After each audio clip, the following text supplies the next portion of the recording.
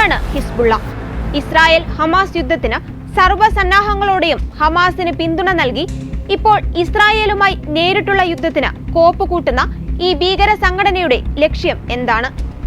50,000-ലധികം തീവ്രവാദികൾ, അനൌദ്യോഗിക കണക്കുകൾ പ്രകാരം 1,00,000-നടുത്ത് ഭീകരർ.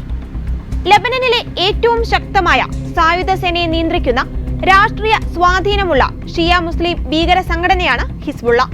1992 മുതൽ ഹിസ്ബുള്ള ദേശീയ തെരഞ്ഞെടുപ്പുകളിൽ പങ്കെടുക്കുകയും ലെബനനിൽ ഒരു പ്രധാന രാഷ്ട്രീയ സാന്നിധ്യമായി ഹിസ്ബുള്ള മാറുകയും ചെയ്തിട്ടുണ്ട്.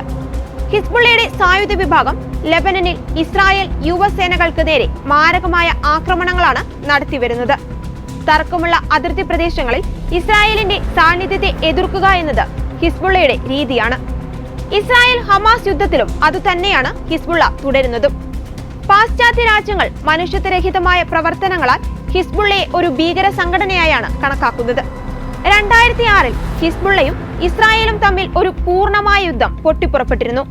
ഇത് ഹിസ്ബുള്ളയുടെ ഇസ്രായേൽ അതിർത്തി കടന്നുള്ള ആക്രമണത്തിലേക്ക് വഴിതെളിക്കുകയും ഇതേ തുടർന്ന് ഹിസ്ബുള്ളയെ ഇല്ലാതാക്കാൻ ഇസ്രായേൽ സൈന്യം തെക്കൻ ലെബനനിൽ ആക്രമിക്കുകയും ഉണ്ടായി. ഇസ്രായേൽ ലെബനൻ അതിർത്തിയിൽ നാശവും ഭയവും വിതയ്ക്കുന്ന ഹിസ്ബുള്ളയെ 1992 മുതൽ നയിക്കുന്നത് ഷിയ മുസ്ലിമായ ഷെയ്ഖ് ഹസൻ നസ്രല്ല ആണ്. അതിനെ ഒരു രാഷ്ട്രീയ ശക്തിയാക്കി മാറ്റുന്നതിലും നസ്രല്ല പ്രധാന പങ്ക് വഹിച്ചിട്ടുണ്ട്. ഇറാനുമായും അതിന്റെ പരമോന്നത നേതാവ് ആയത്തുല്ല അലി ഖമേനിയുമായും ഹസൻ നസ്രല്ല പുലർത്തുന്ന ബന്ധം ലോകത്ത് ഭീകരപ്രവർത്തനങ്ങൾ ഏകോപിപ്പിക്കുന്നതിനും നടത്തുന്നതിനും വലിയ തോതിൽ കാരണമായിട്ടുണ്ട്.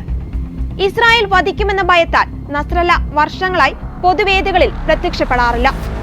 നസ്രല്ലയുടെ പ്രഭാഷണം ടെലിവിഷൻ വഴി പ്രക്ഷേപണം ചെയ്യുമ്പോഴായിരുന്നു കഴിഞ്ഞ ദിവസം ലെബനനിൽ സ്ഫോടനം നടന്നത്. ഇസ്രായേൽ പാലസ്തീൻ സംഘർഷത്തിന് തുടർച്ചയായി ഹിസ്ബുള്ള ഇസ്രായേലുമായി യുദ്ധം ചെയ്യുവാൻ തയ്യാറെടുപ്പുകൾ നടത്തുമോ എന്ന ആശങ്കയിലാണ് ഇപ്പോൾ സമീപ രാജ്യങ്ങൾ.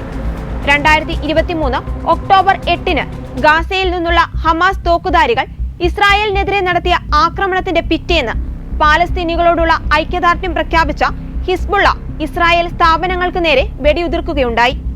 അതിനുശേഷം തീവ്രവാദ സംഘടന വടക്കൻ ഇസ്രായേൽ ഗോലാൻ കുന്നുകളിലെ ഇസ്രായേൽ സ്ഥാനങ്ങളിൽ 8,000-ലധികം റോക്കറ്റുകൾ വിക്ഷേപിക്കുകയും കവചിത വാഹനങ്ങൾക്ക് നേരെ മിസൈലുകൾ തൊടുത്തുവിടുകയും സ്ഫോടനാത്മക ഡ്രോണുകൾ ഉപയോഗിച്ച് സൈനിക ലക്ഷ്യങ്ങൾ ആക്രമിക്കുകയും ചെയ്യുന്നതിന് മുന്നിലായിരുന്നു ഹിസ്ബുള്ളയുടെ തീവ്രവാദികൾ.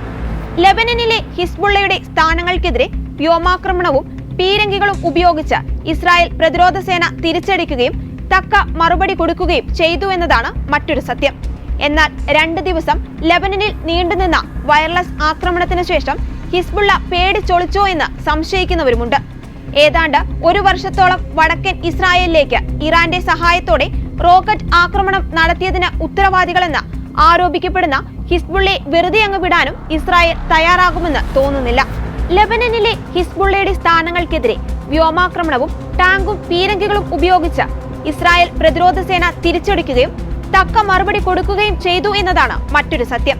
എന്നാൽ 2 ദിവസം ലെബനനിൽ നീണ്ടുനിന്ന വയർലെസ് ആക്രമണത്തിന് ശേഷം ഹിസ്ബുള്ള പേടിച്ചൊളിച്ചോ എന്ന് സംശയിക്കുന്നവരുമുണ്ട്.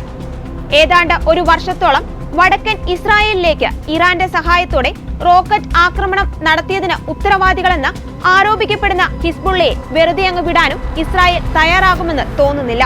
ഇതിനിടെ യുദ്ധം അടുത്ത ഘട്ടത്തിലേക്ക് കടക്കുകയാണെന്നും ഇസ്രായേൽ പ്രതിരോധ മന്ത്രി യോവ് ഗാലൻ വ്യക്തമാക്കിയിട്ടുണ്ട്. ഹിസ്ബുള്ളയ്ക്കൊപ്പം ഇസ്രായേലിന്റെ ശത്രുവായ ഹൂതികളും പരസ്യ യുദ്ധത്തിനായി രംഗത്ത് വരുമോ എന്നാണ് ഇപ്പോൾ ലോകരാജ്യങ്ങൾ വീക്ഷിക്കുന്നത്.